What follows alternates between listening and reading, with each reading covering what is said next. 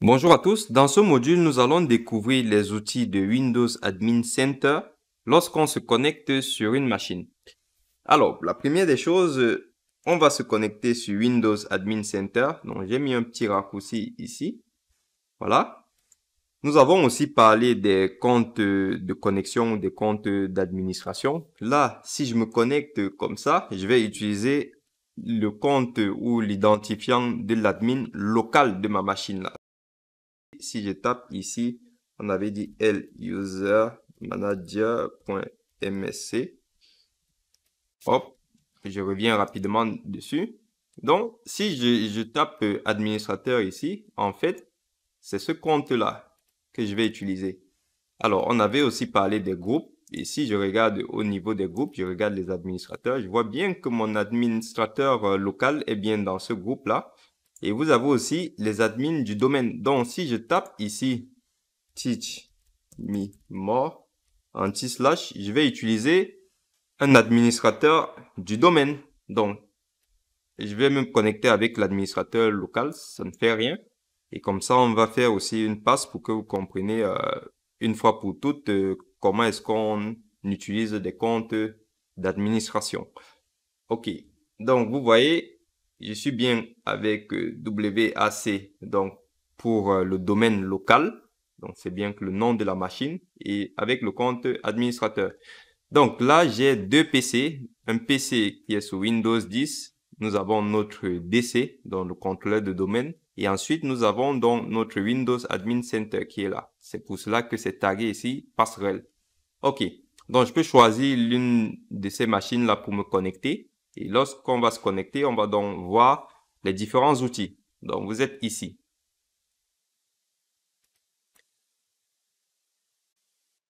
Très bien. Donc, au niveau de la vue d'ensemble, vous voyez une interface très facile avec des informations précises. Ici, vous avez la possibilité de redémarrer du coup le serveur, de l'arrêter, d'activer des indicateurs de performance sur le disque ici. Donc, si je clique là, hop, ça c'est pour modifier l'ID de la machine. Donc, je peux changer le nom de la machine, je l'appelle serveur. Et en fait, là, on est connecté sur la machine et ça signifie tout simplement qu'on fait nos modifications. Ça impacte directement le serveur. Donc, si on décide d'arrêter le serveur, il s'arrête. Si on change le nom, il faudra redémarrer ensuite le serveur. On peut enlever la machine dans le domaine ici. Vous passez en groupe local, vous voyez. Vous pouvez le faire. Sachant que ici, l'utilisateur, donc quand vous allez faire suivant, là on est connecté avec le compte admin local, c'est pas l'admin du domaine, ça signifie qu'il ne peut pas faire les modifications. Donc si on veut faire une modification, il va nous demander de mettre un autre compte pour pouvoir appliquer ces modifications-là. On sera donc obligé de mettre teachmemore anti-slash le nom de l'admin. Donc en gros, l'admin local permet juste de se connecter sur Windows Admin Center et lorsqu'on va vouloir appliquer les modifications, il faudra utiliser le compte du domaine. Voilà. Donc, voilà, on laisse ça comme ça, on ne modifie rien. Si on clique sur les indicateurs ici, voilà, nous avons activé les indicateurs de performance ici. On peut les désactiver. Vous avez donc le nom de la machine ici. Vous avez l'espace disque ici, libre d'un côté et total de l'autre côté. Vous avez les informations sur le processeur. On voit ici VMware. Cela signifie qu'on l'a monté sur une machine virtuelle et qu'on a installé une machine virtuelle. Vous avez la version de VMware. Vous avez le processus. Vous avez la mémoire RAM ici et vous avez le système d'exploitation qui est là. Donc ici, on voit bien qu'on a activé Windows Microsoft Defender, qui est l'antivirus par défaut de Microsoft. Voilà. Ensuite, bon, on est d'Azure, il n'y a aucune sauvegarde de côté Azure. Donc la machine, voilà, elle est démarrée depuis ce temps-là que vous voyez ici. Vous avez deux utilisateurs qui sont connectés sur la machine. Bon, c'est normal. Vous avez ici l'utilisation de l'UC. Et voilà, vous avez donc les vitesses, les processus, etc. Ça, c'est tout ce qu'on retrouve en fait ici, hein. Donc, c'est comme je vous disais, on a tout synthétisé. Si je clique ici, gestionnaire de tâches. C'est la même chose en fait ici que vous retrouvez là. Performance, on arrive ici. C'est exactement la même chose. Donc, on retrouve la mémoire, les disques, sauf que, voilà, ils ont créé un logiciel pour faire ça de manière très propre. Donc, on va retrouver les services. On verra aussi les services. Mais en gros, c'est ce que je vous disais. On a tout regroupé ça dans un seul logiciel. Voilà. Donc, qu'est-ce que je peux dire d'autre? Ça, du coup, c'est déjà connu. Vous savez à quoi ça sert. Et du coup, on va sauter Azure. On va aller dans l'analyseur de performance. Donc, ce qu'on venait d'afficher ici. Performance. OK. Donc, dans le volet analyseur de performance, nous pouvons créer des compteurs de performance ici. Si je clique ici, je peux rajouter un compteur de performance. C'est la même chose sur Windows. Si je vais directement sur l'analyseur de performance natif à Windows, il est ici. Vous voyez, on peut venir ici et rajouter des compteurs de performance. Alors, on va regarder du coup comment c'est fait sur Windows Admin Center. Donc, je clique sur ajouter un compteur. On me demande de sélectionner un objet. Donc, il y en a plusieurs. Je peux rechercher directement. Si je veux par exemple surveiller des cartes réseau, je clique dessus. Au niveau de l'instance, je vais choisir ma carte réseau que je souhaite superviser. Ensuite, pour les compteurs, je peux choisir un ou plusieurs compteurs. Donc là, par exemple, je vais choisir la bande passante actuelle. Donc, vous avez le graphique qui peut s'afficher sous forme de lignes ici. Ou sinon, vous pouvez afficher le min et vous pouvez afficher la carte thermique.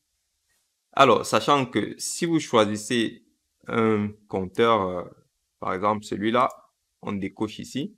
Vous allez voir, alors c'est pas le bon. Ce qu'on va faire, je vais rajouter erreur comme ça. Hop. Vous voyez ici, vous ne pouvez pas afficher le min, le max. Donc, ce compteur-là ne permet pas d'afficher du min et du max.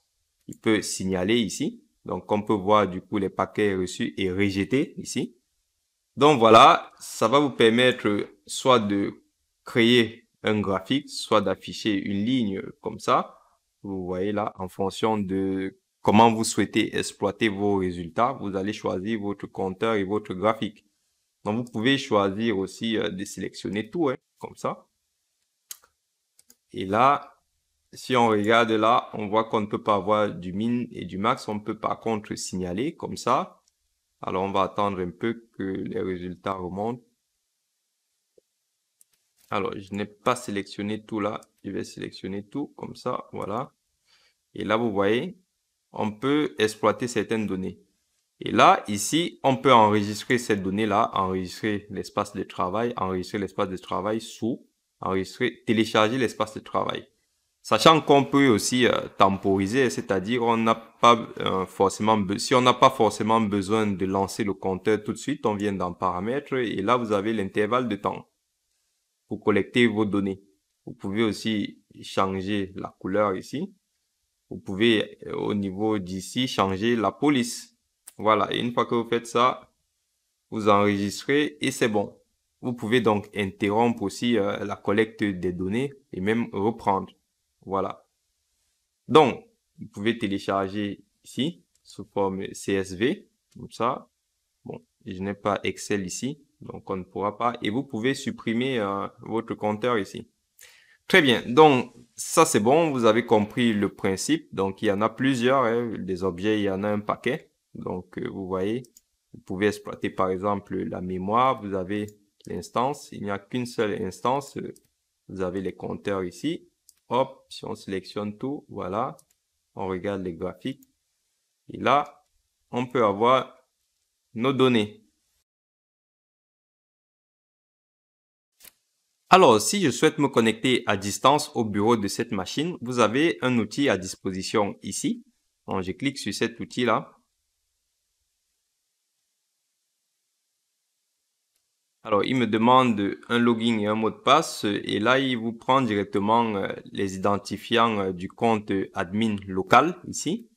Donc, hop, je mets le mot de passe. Donc, vous acceptez le certificat. Voilà. Ensuite, il vous demande de paramétrer du coup votre connexion. Pourquoi? Parce que si je viens ici, je fais ce PC, propriété. paramètre ici, comme ça. On va dire utilisation à distance. Vous voyez, ne pas autoriser les connexions à distance à cet ordinateur. Donc, on n'a pas autorisé, forcément. Il faut qu'on vienne modifier ces paramètres-là. Je peux le modifier directement ici, mais on va le faire ici. Donc, vous avez bureau à distance. On va attendre que ça se rafraîchisse. Et là, on clique dessus et on enregistre. Voilà, les paramètres ont été modifiés. Du coup, je vais plutôt repasser par ici.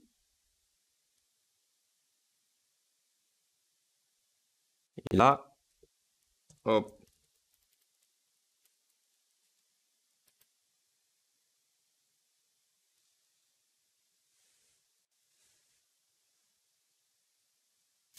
Voilà, donc là, je suis connecté. On va attendre que ça s'affiche.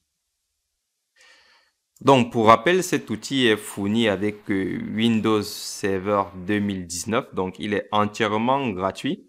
Donc, pour ceux qui utilisent, voilà, des logiciels pour la prise en main à distance payant, vous allez découvrir du coup que cet outil-là va vous aider à réaliser beaucoup de tâches. Voilà, vous voyez, là, je suis connecté. C'est la même chose ici. Si je diminue là, je vois bien ici WAC, Google Chrome. Et là, si je reviens ici, WAC, Google Chrome.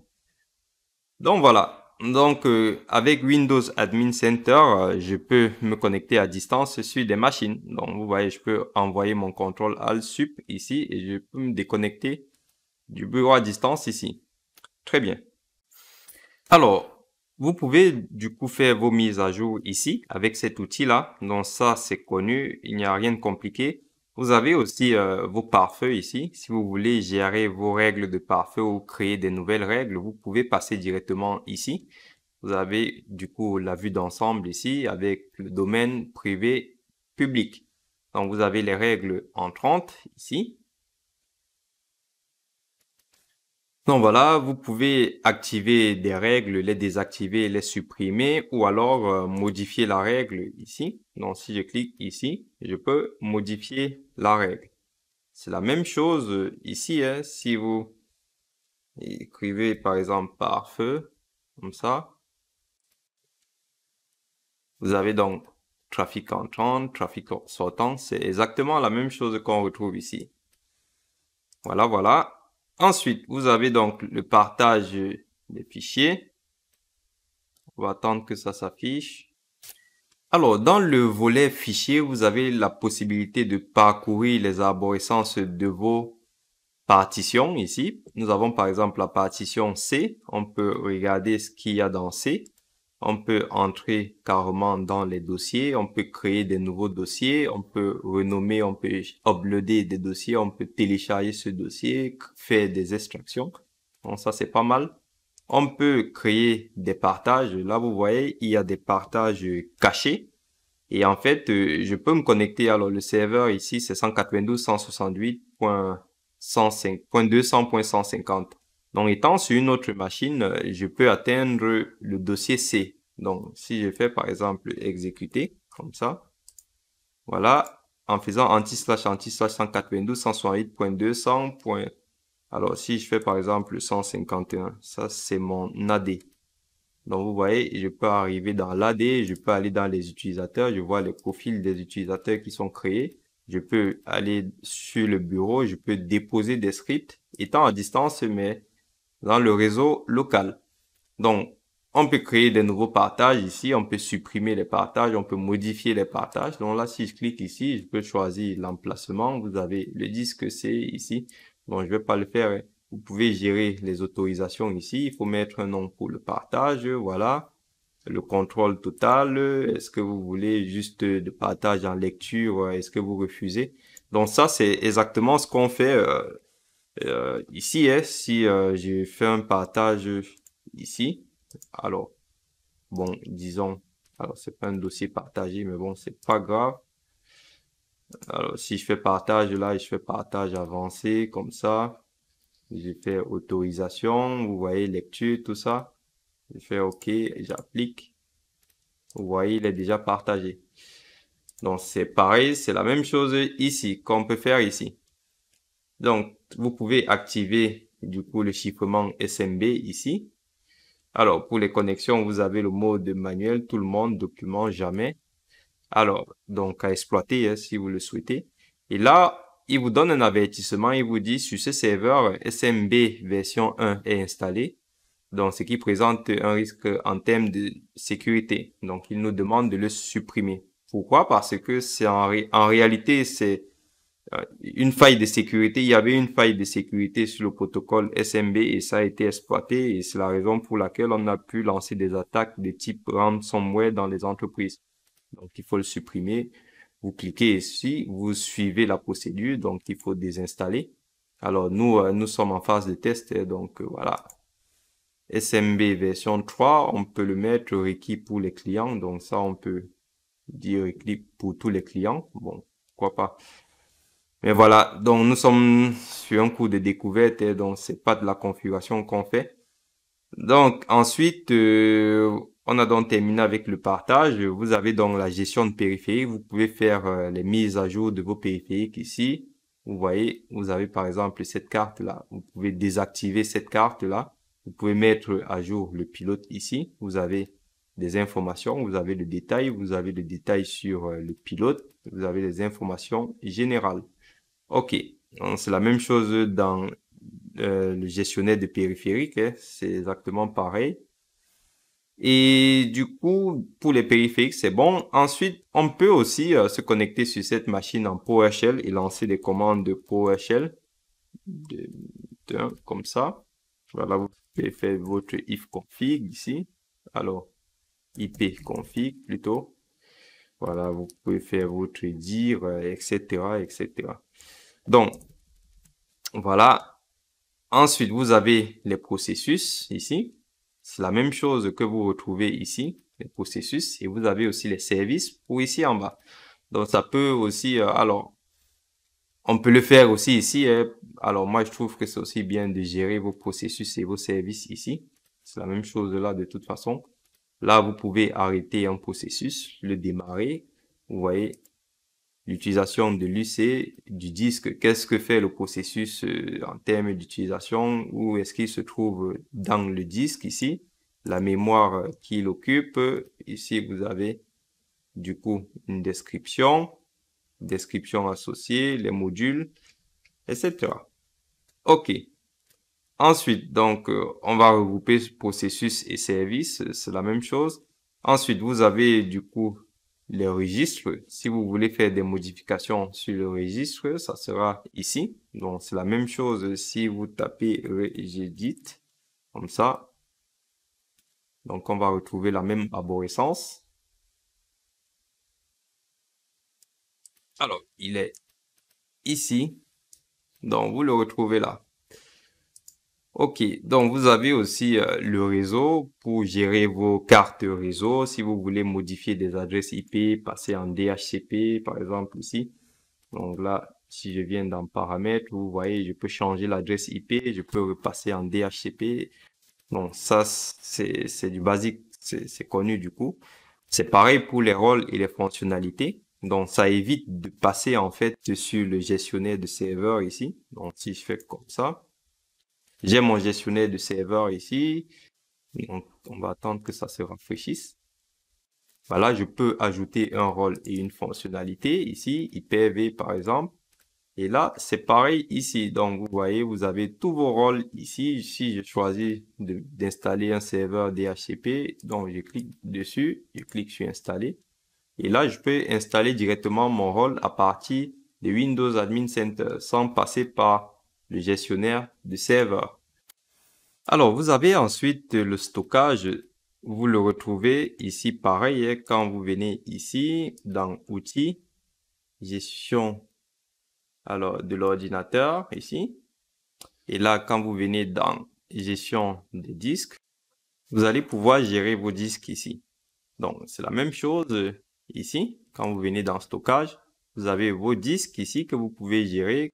Vous pouvez créer des volumes, initier des disques, créer des disques virtuels, attacher des disques virtuels. Voilà. Et ici, vous avez la gestion de vos volumes. Donc, vous avez le C, vous avez le D. Alors, le D, c'est le lecteur CD. Donc, vous pouvez gérer vos quotas ici. Alors, on ne pourra pas supprimer le C, hein. Modifier les propriétés du volume, redimensionner, c'est-à-dire étendre ou bien réduire la partition. Vous avez aussi des informations sur le volume ici. Voilà. Donc après ça, on a vu aussi comment est-ce qu'on peut gérer les utilisateurs et les groupes locaux. Vous avez les tâches planifiées ici. Alors vous avez le réplica de stockage aussi ici. Alors, s'il faut conclure, on va dire que Windows Admin Center regroupe tous les outils d'administration de Windows Server. Et normalement, tous les administrateurs système ont connaissance de ces outils-là. Alors, ce qui est aussi intéressant sur Windows Admin Center, je l'ai déjà évoqué d'ailleurs dans un module, c'est que si on vient par exemple sur les événements, nous avons la possibilité d'utiliser des scripts prédéfinis. Par exemple, si je viens sur les événements système ici, je vais aller dans ce bouton d'action qui va m'ouvrir une fonction qui est écrite en PowerShell. Donc, je peux copier cette fonction-là, créer mon script en PowerShell. Et donc, ça, c'est pour effacer le canal du journal des événements spécifiques. Voilà. Donc, je peux carrément copier ce script-là. Je le mets quelque part dans un volume. Je crée une tâche planifiée pour l'exécuter. Voilà. Ou alors, je peux directement créer mon script et l'exécuter en PowerShell, ici. Donc voilà, c'est ce qui vous explique ici. Donc nous en avons terminé. On vous donne aussi une petite didactelle pour vous connecter à distance. Bon, ben, ça ne marche pas, tant pis. Donc nous en avons terminé.